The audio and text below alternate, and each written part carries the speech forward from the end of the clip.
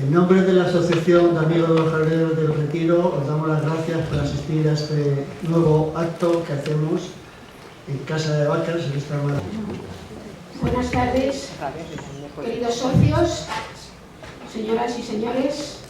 También damos la bienvenida hoy, y va a ser el cónsul, pero en su nombre ha venido su secretaria, así es que bienvenida.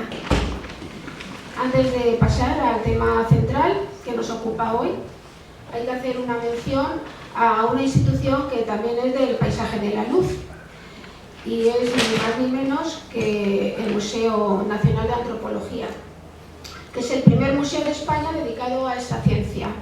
Fue inaugurado en 1875 por Alfonso XII y depende del Consejo Superior de Investigaciones Científicas. Esta tarde tenemos el honor de recibir a su director, don Fernando Sáez Lara, que es arqueólogo y es facultativo, del cuerpo facultativo de conservadores de museos del Estado. Él nos va a hacer pues, retroceder en el tiempo, llevándonos ni más ni menos que a la Exposición General de Filipinas de 1887, celebrada en el Parque del Retiro.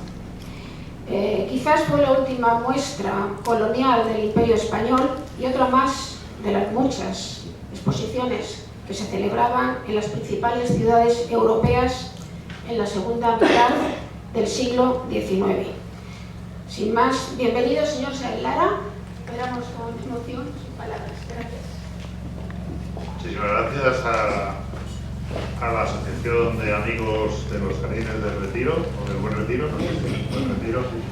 Voy a girarme un poco para poder ver la pantalla y muchísimas gracias a todos y todas por acompañarnos esta tarde mucho más fría que el 30 de junio de 1837, cuando se inauguró la Exposición General de Filipinas, Carolinas y Marianas, que era su nombre completo. Muchísimas gracias por invitarme, como digo. Compartimos efectivamente paisaje y espacio. El Museo Nacional de Antropología, además de finalmente ser la institución que ha recibido el legado de esta exposición, que se celebró también dentro de este espacio, en el Retiro, como enseguida veremos, pues forma parte también de las instituciones y monumentos del conjunto que se declaró hace 2 años Patrimonio Mundial por la UNESCO. Y bueno, la verdad es que me da mucho gusto poder dar la conferencia en el Retiro, porque para mí también es salir un poco de las 4 paredes del museo y devolver la historia de esta exposición a su espacio original. Pero una de las cosas que queríamos hoy destacar es la importancia de esta exposición en la historia del parque, de la que son ustedes amantes, ¿no? Es una historia muy larga que arranca en el siglo XVII, en el Palacio de Verano de los Austrias, ¿no? El Palacio del Buen Retiro. Y la exposición se celebró entre el 30 de junio y el 30 de octubre, 4 meses exactos. Y bueno, ahora veremos en qué zona del Retiro, ¿no? Quizá la exposición del Retiro es la más importante que se hizo en España, probablemente en todo el siglo XIX, segunda mitad del siglo XIX. Ahora veremos la envergadura del proyecto y todo lo que movilizó, pero la verdad es que es una más o una de unas cuantas que caracterizaron la actividad pública de las grandes ciudades europeas en el siglo XIX. Creo que también eso es importante destacarlo. O sea, aquí los promotores de este proyecto conocían esas otras exposiciones, algunas son precedentes, otras posteriores. Ahora veremos en cuál se inspiraron especialmente, pero sobre todo quisieron colocar a Madrid en las grandes ligas de las exposiciones de las grandes capitales europeas del siglo XIX, que todas están dedicadas a, de alguna manera, mostrar la riqueza de cada nación, y eso incluía, por supuesto, los territorios ultramarinos que se llamaban entonces, y todas tenían esa vocación de ser un espacio pues, de exhibición de las últimas novedades tecnológicas, eran espacios también de relaciones comerciales. Todas pretendían muchas veces fomentar las inversiones y movilizar, ¿no?, el capital para que esas mismas riquezas, o muchas reales y otras potenciales, pues se aprovecharan, pues eso, para el acrecentamiento de la nación y del pueblo español en este caso. Bueno, siempre se sitúa el kilómetro cero de esta historia de las exposiciones universales, coloniales, bueno, recibían diferentes nombres, había unas más especializadas, otras muy verdaderamente generales, universales, en 1551 en Londres, perdón, en 1851, en la gran exposición que ya se hizo aprovechando un parque público, que era Hyde Park, que aún existe, y que también va a ser una de las características de estas exposiciones. Además intentan siempre, no como ahora que llevamos las ferias a la periferia, por el tema de accesibilidad, de poder disponer de más terreno y espacio, ahora que el suelo es tan caro, y además bueno, también tendemos probablemente a tener otra valoración más conservadora de nuestros parques, bueno, que eso sería discutible, ¿no? Pero entonces, no, consideran que esos parques, que muchos de ellos eran antiguos parques de la corona, como también pasa en el caso de Hyde Park, con el Palacio de Kensington, pues que empezaban a entregarse al dominio público, pues eran los espacios adecuados, porque además ya estaban conectados con los lugares importantes de la ciudad, ¿no? Estaban accesibles en el centro, y además colocaban a estas exposiciones como grandes empresas políticas que eran también en el centro de las ciudades, que es donde estaba la actividad política, económica y comercial.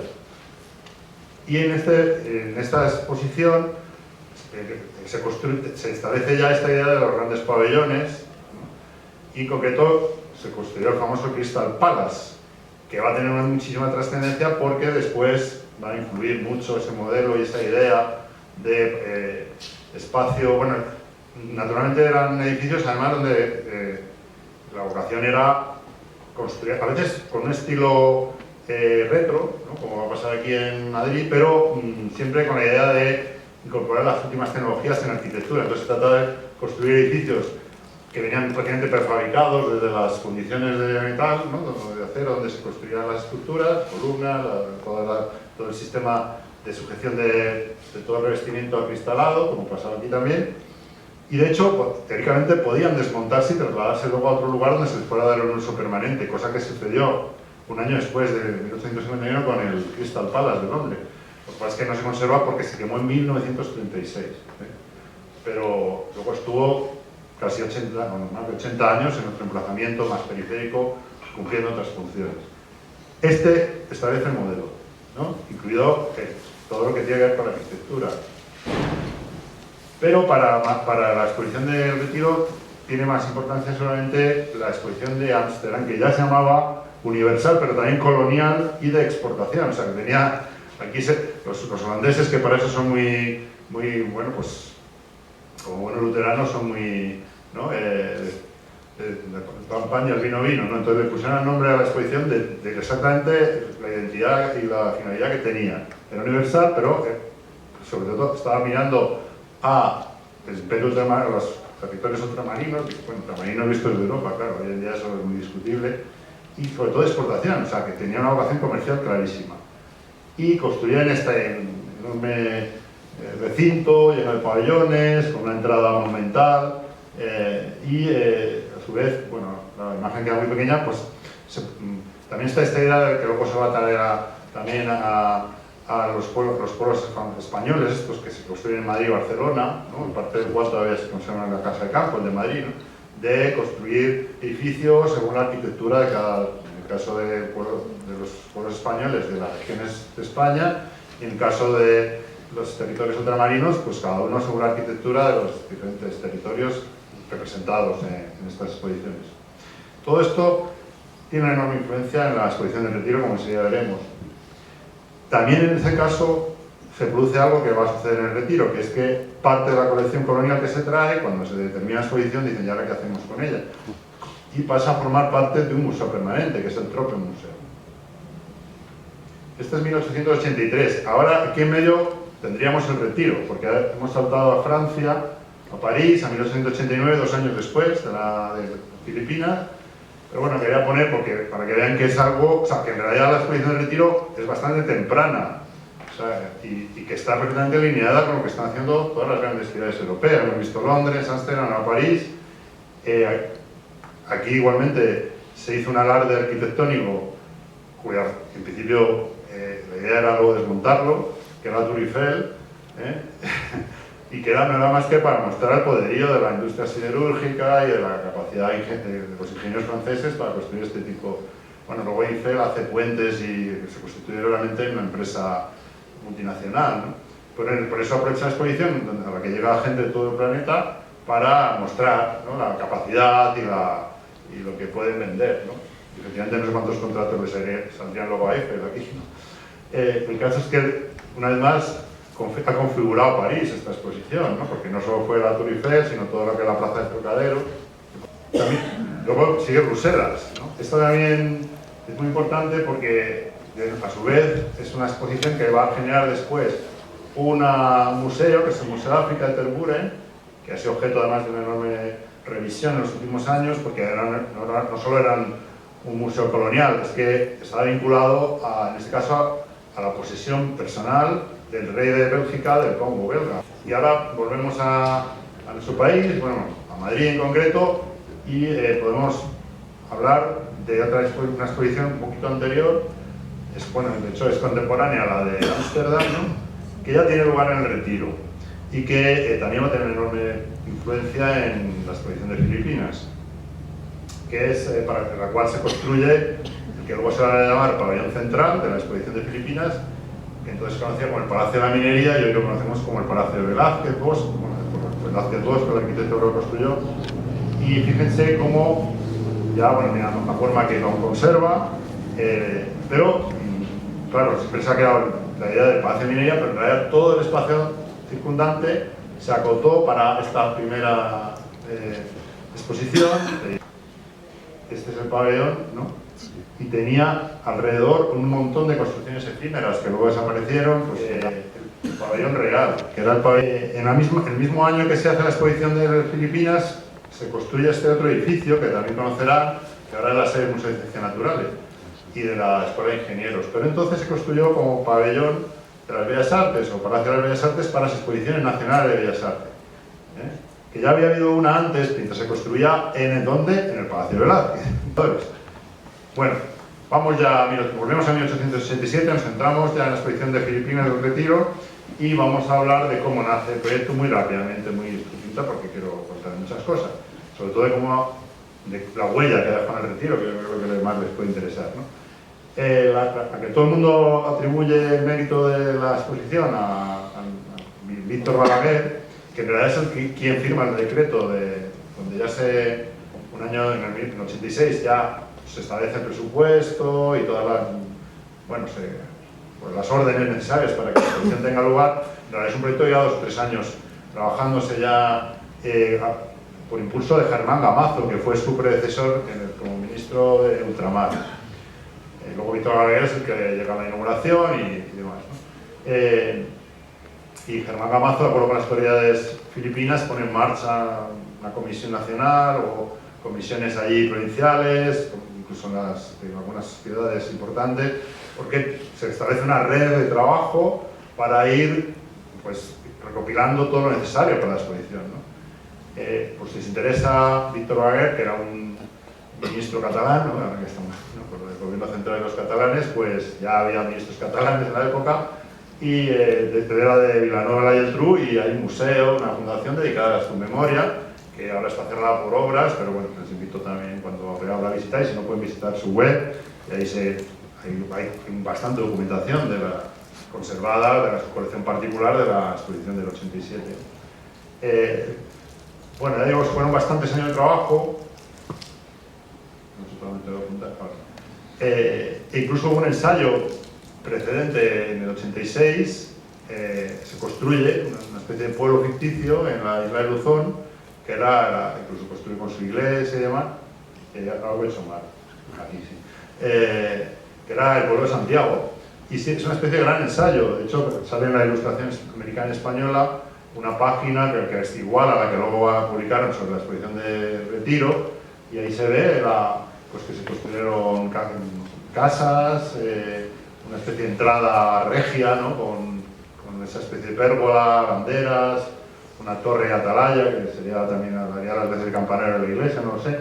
Y ahí ya se ensayaron muchas cosas que luego van a traerse a Madrid, como pues, digamos ensayos o de representación de formas de vida, de costumbres, las peleas de gallos, ¿no? la danza de los higorrotes, ¿no? O sea, esto es un gran ensayo de lo que luego va a suceder en Madrid. Claro, ya había fotografía, también había llegado a Filipinas, por supuesto, y ahí, bueno, no sé si saben que, por ejemplo, el fundador de Cerveza San Miguel, que se fundó en Manila, a finales del siglo XIX, fue quien llevó el primer laboratorio de fotografía a Manila. Y ahí tenemos una de esas escenas, ¿no? Parece que está obtenida en una aldea original, ¿no? Pero no, en realidad es toda una representación.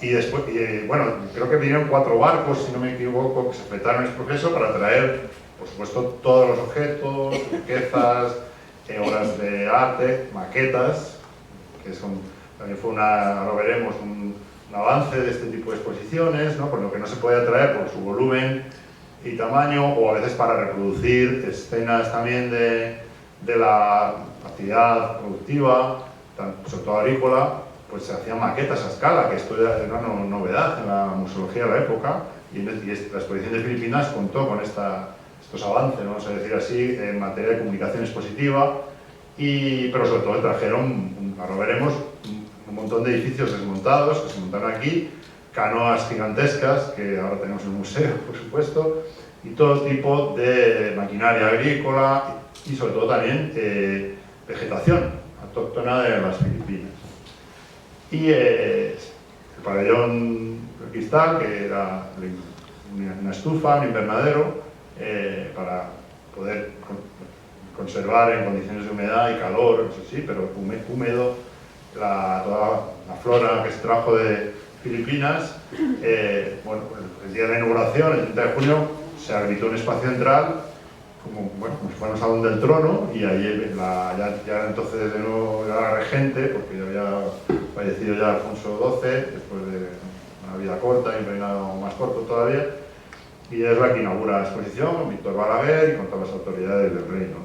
Y a la derecha y la izquierda pueden ver ya a las entre 40 y 50 personas que vienen de las Filipinas, o hablaremos de ellos, para dar vida a la exposición, porque la exposición tenía, como habíamos visto también en el caso del pueblo de Santiago en Filipinas, era un espacio que se recorría, se visitaba, y donde los visitantes encontraran escenas, como si se hubieran trasladado de las Filipinas. Bueno, hay toda una cierta ficción, ¿no? La vida de Filipinas no era exactamente así, pero bueno, había que de alguna manera sintetizarla y representarla a través de una serie de escenas. Se hizo también, como ya ves, bueno, antes no lo he comentado, pero bueno, todas las grandes exposiciones tenían una medalla conmemorativa. Aquí tenemos antes he puesto la de la minería, que no la he comentado, ahora aquí vemos la de la exposición de Filipinas, y ahí vemos algunas de las escenas que, bueno, tan efímeras como la propia exposición, o por ejemplo, como el Parque de Ciervos que se montó, ¿no? Que yo creo que ya existía, simplemente se aprovechó. Porque el Parque del Retiro en esa época era un gran zoológico, como saben. De hecho, ahí viene, luego comentaremos esta idea un poco de equiparar a estas exposiciones donde había seres humanos, personas, haciendo representaciones con esta idea de los zoos, porque muchas veces en los mismos parques donde se montaban estas exposiciones estaban también los zoos. Bueno, lo que sí, como decía, se editó una guía, que supongo que se podía comprar en la entrada, la zona se acotó, no sé qué tipo de valla, no sé, de eso no se conserva nada, pero evidentemente no, de eso debería poder pasar por cualquier lado, porque había que pasar por la entrada, porque había que pagar, ¿no? Pasar por taquilla, ¿no?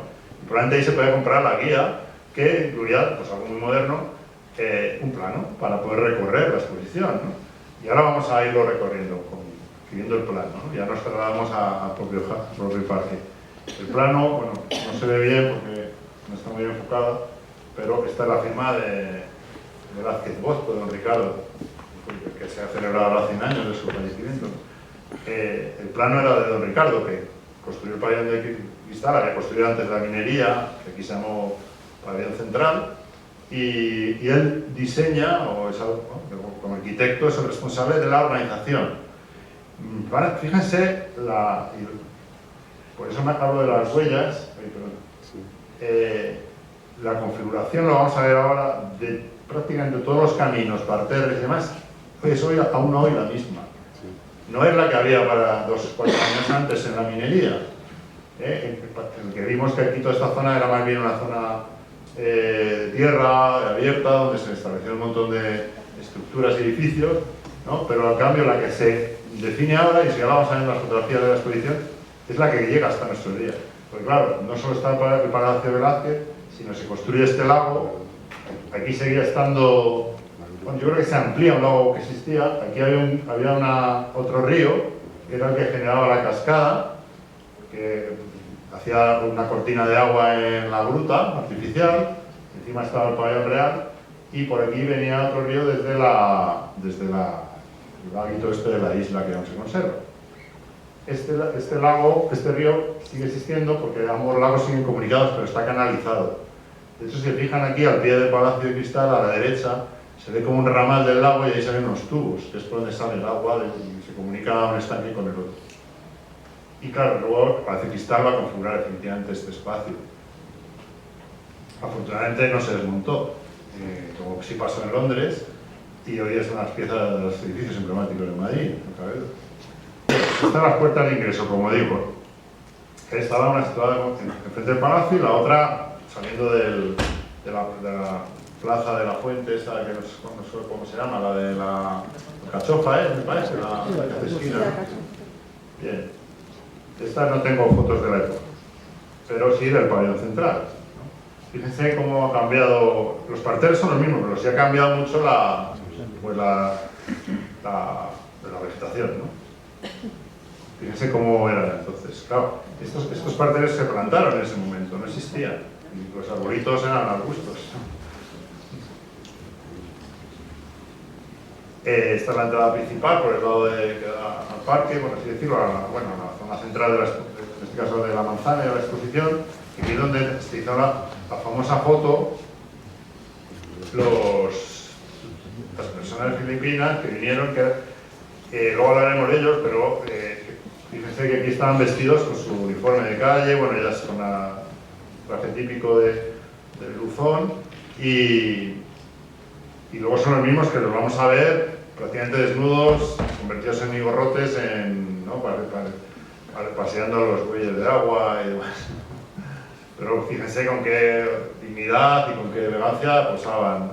Casi todos algunos eran maestros o maestras, y todos eran personas formadas, porque en todas las casas se necesitaba pues, que fueran personas que pudieran colaborar y participar, ¿no? Entendiendo las instrucciones, entendiendo como la organización de un evento, un acontecimiento de estas características. No eran gente sacada de las aldeas y traída, no digo a la fuerza, pero ni siquiera por otro método a Madrid, ¿no? Eran personas contratadas por la autoridad colonial filipina, que por cierto era una provincia, no era, o sea, tenía categoría de provincia española, y aquí se... Bueno, aquí el 11 era el pabellón del comité ejecutivo, ¿no? Todo donde estaba no sé si es el mismo edificio o no, porque tenía un ábside que ha desaparecido, pero ahora son los aseos, ¿no? Que hay un pabelloncito con retrete. Y luego había una estufa para plantas de las Filipinas y cafés, ¿no? Había varios cafés, ¿no? El 13 era un café, había más. Este edificio, que no existe, que estaba aquí, es donde se hacía la aclimatación de las plantas que vienen de Filipinas. Probablemente en condiciones todavía de más humedad, se les iba quitando la humedad para luego pasarlas a la Palacio de Cristal. Había retretes, pero es que sobre todo había una central de transformación eléctrica, porque todas estas exposiciones, estas de las primeras exposiciones y edificios en Madrid que tiene luz eléctrica, como por cable. Antes toda la iluminación urbana era por gas, como saben, ¿no? Y entonces también convenía, o eran ocasiones para mostrar las grandes novedades y adelantos técnicos. Aún se conserva muy mal. Bueno, ahora ya empezamos con los edificios, estos eran más bien edificios auxiliares, los edificios donde se montaron, estos sí luego permanecieron un tiempo en el Museo Ultramar y luego finalmente se desmontaron, supongo que se deterioraron. No estaban, eran edificios que no estaban construidos como se habrían hecho en Filipinas, eran más bien un atrezo, ¿no? Por así decirlo, ¿no? Y aquí, bueno, pues trataba de hablar de la producción de tabaco de Filipinas, que era un negocio muy importante en la época, ¿no? Estaba aquí junto a... Hoy, entonces... por supuesto, la arquitectura palafítica, como suele ser en Filipinas, bueno, no estaba sobre agua, pero bueno, son estructuras que están construidas así precisamente por la enorme humedad que hay, ¿no? En general en el Cantón Luzón, y también para preservar la casa de los alimentos y demás, pues de animales, insectos, etc. Y ahí de vez en cuando, como digo, pues las señoras del equipo de representación de escenas filipinas que se trajo, pues se organizaban como si fuera una cadena de producción de cigarros, ¿no? La gente paseaba y los podía ver, ¿no? Pues no sé si preguntar, etc. Luego estaba el pabellón anexo, que se llamaba, pero que no era el Palacio de Cristal, en realidad. Pero claro, tenía una función secundaria, porque era el pabellón, aunque fue donde se montó el Salón del Trono para la propia inauguración, pero bueno, como tenía esa función de estufa, creo que era un invernadero, un espacio para tener las plantas ecuatoriales, de Filipinas. Esta es y luego el pabellón real, que estaba al fondo encima del lago. Pues, y la vista actual, o sea, la configuración es exactamente la misma. O sea, todo este espacio se configura entonces. O sea, que muchas veces no se conservan los edificios, pero sí la organización del parque, del jardín. Bueno, el lago Sistiac se amplía, como digo, para poder dar paseos en barca con las enormes embarcaciones que trajeron y que conservamos en el museo. Generalmente canoas monóxilas, talladas en un solo tronco, ¿no? Lo que sí tenían normalmente era un balancín, un patín y tondillas o, ¿no? Pequeñas pérgolas para proteger el sol, etc. Aquí lo tiene, bueno, ahí tiene también el pabellón real, ¿no? Y ahí tiene las embarcaciones. La caseta de la Guardia Civil, la autoridad competente que no falte, la seguridad del recinto, ¿no? Esto está hecho desde la exedra central del Palacio de Cristal, mirando hacia abajo, y también ahí había varios cafés, ¿no? El 13 siempre es el café, ¿no? Y luego al este, ¿no? En la ladera que cae hacia la zona que entonces, en la que había entonces un río que unía el estanque de la isla con el estanque de las barcas actual, bueno, entonces el de las canoas filipinas, ahí estaba la famosa ranchería de los Igorrotes, que era, yo creo, la pieza principal de la exposición, porque está fotografiada por del derecho y del revés, y hay muchísima documentación, porque yo creo que era lo que más impactaba, ¿no? Bueno, este camino recorre, por debajo está el tubo, ¿no? Este camino reproduce donde estaba este río, ¿no? Y aquí tenemos el río, con un buey de agua y con estos señores, en este caso vestidos, ¿no? del modo en que se vestían en las aldeas, ¿no? Más del norte de la isla de Luzón. Y había todo un poblado, ¿no? Había un altar, bueno, significaba una serie de ritos, ¿no? Había incluso esta casa en lo alto de un pino, pero que esto yo creo que era una concesión de espectáculo, porque no creo que en Filipinas hubiera muchas. De hecho estaba, probablemente aquí, esto que se ve aquí, que se ve como, ¿no? como una pequeña, unas rocas y algo ahí, ¿no? Pues porque está la ranchería con las cabañas, aquí en el medio está el altar. Y probablemente aquí le hicieron al río, le hicieron ahí una excavación, pusieron el pino y pusieron la casa, pero vamos que no, inhabitable, era, yo creo que es una atracción más que otra cosa, ¿no? Luego está el pabellón de las tejedoras, que estaba ya al oeste de este río, y de que conservamos no hay fotos, pero sí grabado. Este es un pabellón más de tipo chino, ¿no? de inspiración china, bueno, con la influencia china en Filipinas, que sabemos que era muy importante. Y aquí tenemos fotografías, conservamos en el museo, de las tejedoras trabajando en la terraza de este pabellón. Y luego había una casa de labor, que estaba justo a continuación. Aquí tenéis también un grabado. Estas ya son de la época del Museo del Ultramar, pero bueno, se conservaron durante un tiempo, ¿no?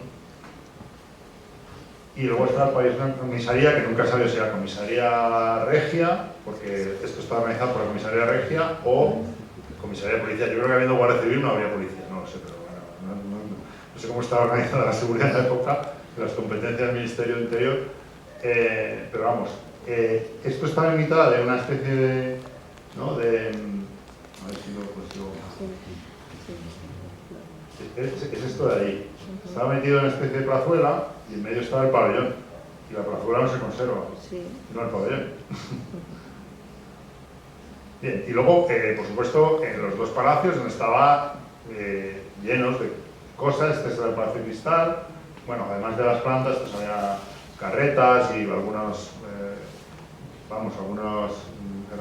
máquinas agrícolas, ¿no?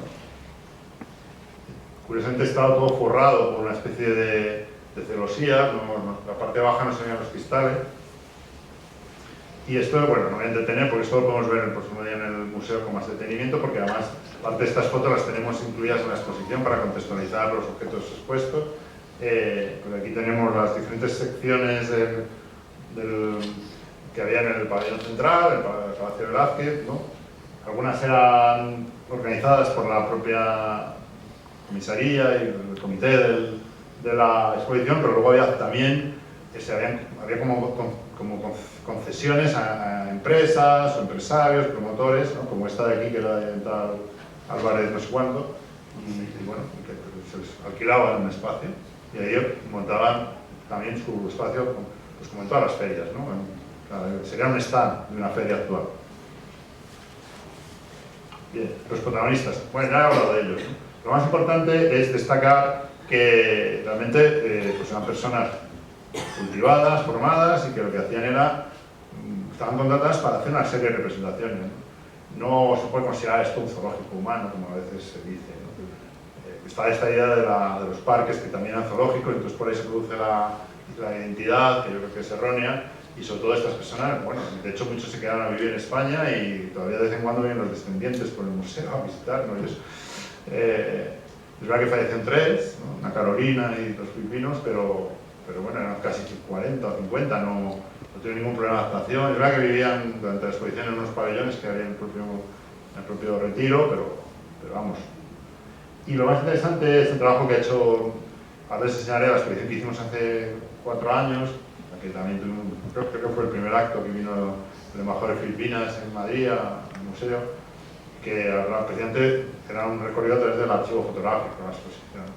Y ahí pues José Luis Mingote y María Jesús Suárez, que eran los comisarios de esta exposición, que eran cosas que ella ya no está en otro destino y José Luis acaba de jubilar, pues precisamente hicieron toda esta tarea muy interesante de identificar unos números. Bueno, lo pueden ver, luego les diré que pueden descargarse la guía si quieren, está gratuita en el museo, la guía de la exposición del museo de antropología, no de la de Filipinas de 1867, y ellos han identificado a través de un montón de fotos cómo las mismas personas, ¿no? Pues cambiándose de indumentaria, incluso luego para posar en los estudios fotógrafos, encarnar los distintos personajes, vamos a decir así, que les tocaba en el guión de la exposición. Pero bueno, al final, lo más importante, y eso es lo que yo creo que contextualiza y hay que poner a la exposición en su justo término, es lo que se decía en esta guía, de la que les he hablado, que es que la exposición, su finalidad era tratar en efecto de dar a conocer en toda su variedad al comercio, a la industria y a las artes, las múltiples producciones de aquel suelo privilegiado que son las Filipinas, las 7.000 islas, ¿no? Para que activadas las corrientes mercantiles sean más fáciles de abordar los problemas de trabajo que su población entraña. O sea, se trataba de llevar inversiones de capital a las Filipinas para ofrecer también la existencia de trabajo y por delante, pues, bueno, era un mecanismo también de urbanización, de generar ya unas tramas poblacionales, ¿no? Con más infraestructuras, todo ese tipo de cosas. ¿Qué pasa? Bueno, ¿qué pasó? Ya hemos visto en otros casos que la exposición termina y ahora qué hacemos con todo esto, pues pasan a constituir un museo, que en realidad a ver si lo pongo bien, que en realidad nace o parte de mantener lo que ya constituía la exposición de Filipinas, que se clausura el 30 de octubre, pero a partir de ese momento dicen ya que pues vamos a constituir un museo de ultramar, un museo, diríamos, de las colonias. La idea era ir incorporando, y algunas llegaron, colecciones de otros territorios, ¿no? Pero bueno, básicamente se mantuvieron muchas de las construcciones que se hicieron en el parque, y sobre todo la exposición, quitando aquellas cosas que los expositores privados se llevaran, se reorganizó todo. De hecho, ahora vemos algunas imágenes y la exposición que quedó es bastante más diáfana, porque la exposición original de 1887 es un horror vacío. O sea, yo creo que el agotamiento después de visitarla debía ser enorme, porque estaba aprovechado todo al centímetro cúbico, ¿no? Pero bueno, como vemos, ya hay un montón de láminas y de guías y de cosas en las que ya se consolida esta nueva identidad de la exposición. Y como vemos, ya ahí se reorganiza la exposición, ya también hay un concepto más de museo frente a esa exposición comercial, ¿no? Donde estaba todo abarrotado, que parecía eso, los antiguos almacenes de ultramarinos, ¿no? Nunca mejor dicho, o de coloniales, que se llaman también, donde están todas las estanterías atestadas de cosas. Aquí ya empieza a entrar un criterio más de museología más actual, pero aprovechando todo lo que se había traído y algunas cosas que se fueron incorporando. Es decir también que en la exposición había una buena representación de escultura y pintura de la escuela filipina, de los, como digo, pintores que estaban. En el contexto de este museo sí que es verdad que se realizan dos exposiciones vivas, que se llamaban entonces, ¿no? Dos exhibiciones vivas, una en 1897 y otra en 1900, que sí que pueden tener un poco más que ver con esa idea del zoológico humano, ¿no? Porque en este caso son un grupo primero de Ashantis, ¿no? de África, y otro luego de Inuits, que en realidad iban camino de otras ferias universales o coloniales de Europa, y lo que pasa es que los movían empresarios, entonces lo que hacían era aprovechar el viaje y acordaban pues una estancia durante un mes, lo que fuera, en otras ciudades. Y ahí se construía un poblado Ashanti, o los Inuit era más complicado, traían pieles y demás. Yo creo que se establecieron dentro del Palacio de Velázquez, ¿no? Y aquí ya sí que podemos, bueno, quizás esta idea un poco ya del exhibicionismo, de los pueblos primitivos, ya estamos ya entrando en el siglo XX, ya esto tiene, y además con una faceta ya de explotación comercial un poco más cruda, ¿no? Más que todas estas colonias dejan de estar vinculadas a estos territorios de tamaño, dejan de estar vinculadas a la colonia española, y bueno, ya saben todo, por supuesto que ya es una... Hombre, la situación presupuestaria del Estado español y la corona ya era mala, pues empeora, y que además se instala esa especie de estado de pesimismo, ¿no? que va a caracterizar pues, a los autores del 98, etc. Pero que, por supuesto, deja de tener ningún sentido tener un museo de ultramar, de unos territorios ultramarinos que ya no están vinculados a la corona española. Entonces, todavía va a contar unos años, pero es el certificado de función de ese museo. ¿Qué sucede? Pues hay que buscar una nueva ubicación para las colecciones, y todo esto pasa al Museo de Antropología, y ahí sigue, ahí está. En el proceso en el que el museo, que se había vinculado al Gabinete de Historia Natural, al Museo de Ciencias Naturales, cuando en 1911 el museo va a su sede definitiva, donde ahora está, en los Altos del Hipódromo, o sea, en el Palacio de las Bellas Artes, que les enseñaba antes, el museo, la sección de etnología, que dirigía ya Manuel Antón, que fue el primer catedrático de antropología de la Universidad Española, la Universidad Central, que se llama todavía entonces, que dirigía la sede de Alfonso XII, que entonces era todavía la calle Granada, así puede estar toda la tarde, pasa a tener ya una entidad propia, y se desvincula. Y en ese momento coincide con la llegada de las 4.000 y pico objetos que venían, claro, todo lo que era construcciones en el exterior se terminaría de desmontar. Sí que llegan las canoas, por ejemplo, ¿no? y todos los objetos que estaban en el pabellón del Palacio de Velázquez, ¿no? Y aquí los tenemos, ocupando... Bueno, y ya, voy terminando. Bueno, si están ustedes muy interesados, como digo, nosotros tenemos un archivo fotográfico de la exposición muy amplio. A ver, muchas veces son copias que se conservan también en otras, o sea, se han positivado, de fotografías que se conservan también en otras colecciones y archivos, ¿no? Pero bueno, por nuestro vínculo con la exposición, evidentemente el museo a lo largo de las décadas ha procurado, bueno, pues ir conformando un archivo fotográfico. Como digo, fue una exposición muy fotografiada y tenemos, por ejemplo, las obras de Fernando Devas, las fotografías de Fernando Devas, estos son de estudio, ¿no? Que hizo muchísimas, hizo a los mismos participantes en la exposición vestidos de diferentes, según las diferentes representaciones que hacían, etcétera. E incluso Manuel Antón, como digo, que era director del museo entonces, también las fotografías en su caso más un enfoque más etnológico, porque lo que fue documentar algunos de los ritos que se hacían o de las escenas que se hacían en el jardín, ¿no? Y sobre todo están las fotos de Lauren. Bueno, Lauren no era Lauren, era una empresa gigante con muchísimos fotógrafos que eran la que se dedicaba a documentar la vida en Madrid, los grandes acontecimientos.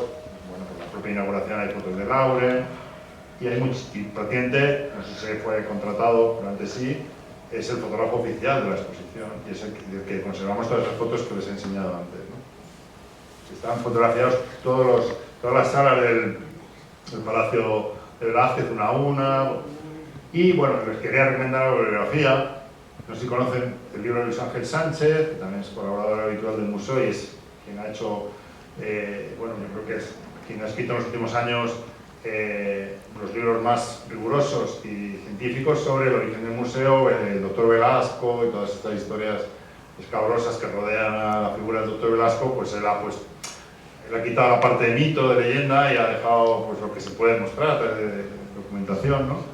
Pero también está muy interesado en todas estas exposiciones del siglo XIX, la construcción, ¿no?, del relato y de la visión del mundo que ofrecían estas exposiciones, y tiene esta obra que yo le recomiendo, que se llama Un imperio en la vitrina, dedicada específicamente a para mí es la obra fundamental para conocer la exposición del Retiro. Luego tenemos también aproximaciones más críticas y desde el arte, como la que hizo Juan Guardiola en Filipiniana, en el cuartel del Conde Duque. Esto ya es de su comisario de arte contemporáneo y pues son aproximaciones desde el arte actual a la crítica de la imaginería colonial, ¿no? Pero bueno, luego nosotros hicimos una exposición muy interesante en la que Andrés Pachón precisamente cogía las fotografías de Fernando Devas, las deconstruía, generaba unas imágenes nuevas que tuvimos en el museo, y quizás como aportación más importante de los últimos años del museo, además de exponer la colección de Filipinas y conservar, bueno, está expuesta en la pequeña parte, claro, los 4.000 y pico objetos están en almacenes, pero bueno, se prestan, se rotan piezas en las vitrinas y se prestan para muchas exposiciones, y todos los investigadores que vienen al museo las pueden estudiar, incluso artistas como Andrés Pachón o comisarios como Luis Ángel Sánchez o Juan Guardiola han venido al museo a documentarse, o vienen los artistas que van a diseñar con encargo de la Sofía instalaciones para Cristal, ¿no? Pero bueno, nuestra gran importación, especialmente la exposición que hicimos hace unos años, parte de la cual todavía la conservamos dentro de la sala de Filipinas, y bueno, el folletito este que pueden descargarse, está en PDF, pueden descargarse en nuestra web. Y esto, bueno, se iba a poner una canción para terminar, pero como no hay internet, pues ahora, si quieres se la canto, pero... Te acompañamos. Es el libro del museo. Bueno, era para invitarles a vernos el miércoles, si pueden y se animan. Tenemos en internet. Sí, bueno, compuso este es un compañero que es ayudante de museos, que se llama Héctor del Barrio, Milton H, su nombre artístico, y hace 2 años pues lanzamos el reto de si que podía componer la canción del museo. Él trabajó en el museo cuando empezó su carrera como ayudante de museo, y entonces, bueno, pues tenía el vínculo, ¿no? Y nada, es una canción divertida, que habla, pues eso, que es un museo, bueno, donde puedes conocer 2 culturas, pero bueno, que siempre está vivo y pasan muchas cosas, ¿no?, en él, como saben las notas, ¿no? Pues nada, no sé si quieres hacer alguna pregunta. ¿Está en la web del museo? Sí, bueno, tiene que entrar Lo en deja con las ganas. Ya. Ya, pero con esa dirección está la canción. Sí, en esa dirección de YouTube la tiene. Pero bueno, nada, no tiene nada que ver con la experiencia de Filipinas, era por terminar así como bueno. y relajante, ¿no? Dice algo así como: un museo de la gente como nosotros, Los subitos y subitos, no sé, es que además es como un trabalenguas y muy rápida y no soy capaz de reproducirla. Bueno, si tienen ustedes quisieran ¿tienen alguna pregunta o quieren que resuelva alguna duda o curiosidad. El joven de la primera fila. Muchas gracias.